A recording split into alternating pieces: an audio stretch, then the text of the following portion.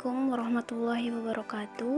Baik, di sini saya akan menjelaskan materi tentang akar.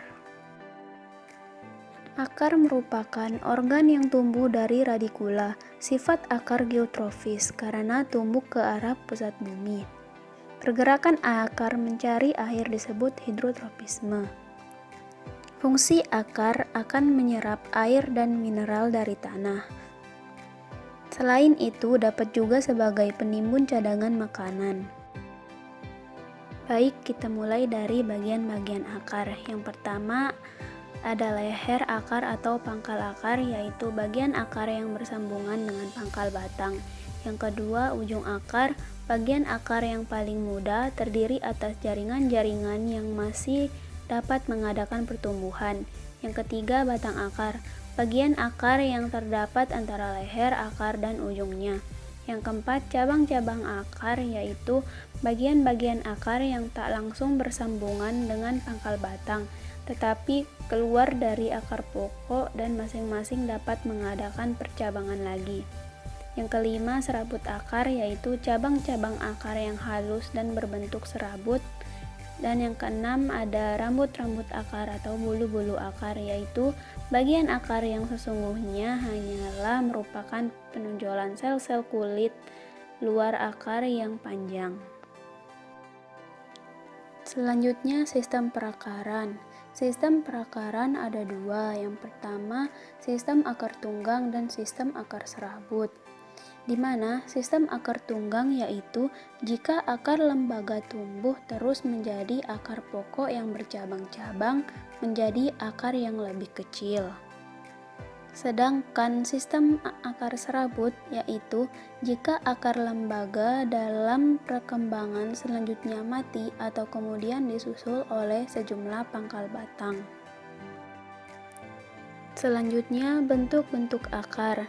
Yang pertama, ada akar tunggang yang tidak bercabang atau sedikit bercabang, dan jika ada cabang-cabangnya, biasanya cabang-cabang terdiri atas akar-akar yang halus berbentuk serabut. Akar tunggang yang bersifat demikian seringkali berhubungan dengan fungsinya sebagai tempat penimbunan zat makanan cadangan, lalu mempunyai bentuk yang istimewa.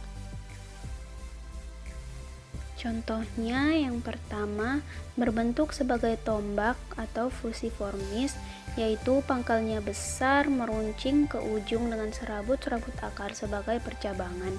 Misalnya menjadi tempat penimbunan makanan, seperti akar lobak. Kemudian yang kedua, berbentuk gansing, yaitu pangkal akar besar membulat, akar-akar serabut sebagai cabang hanya pada ujung yang sempit meruncing seperti yang terdapat pada bengkoang.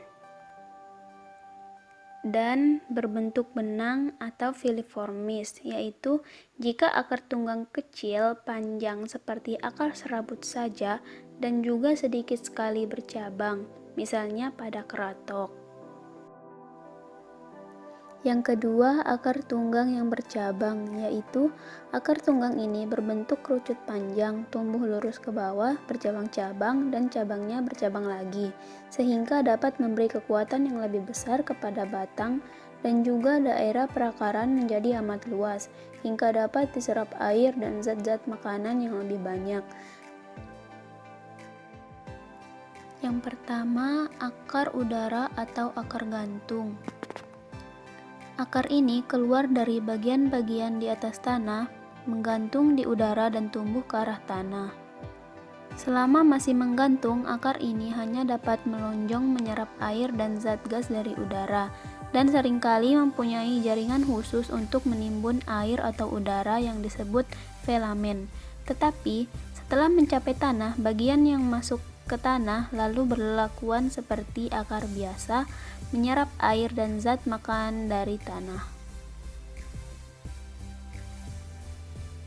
Yang kedua, akar penggerek atau akar penghisap, yaitu akar-akar yang terdapat pada tumbuhan yang hidup sebagai parasit dan berguna untuk menyerap air maupun zat makanan berupa akar penggerek yang menembus kulit batang inangnya, seperti kita dapati pada benalu. yang berupa akar penggerek yang menembus kulit batang inangnya sampai ke bagian kayu.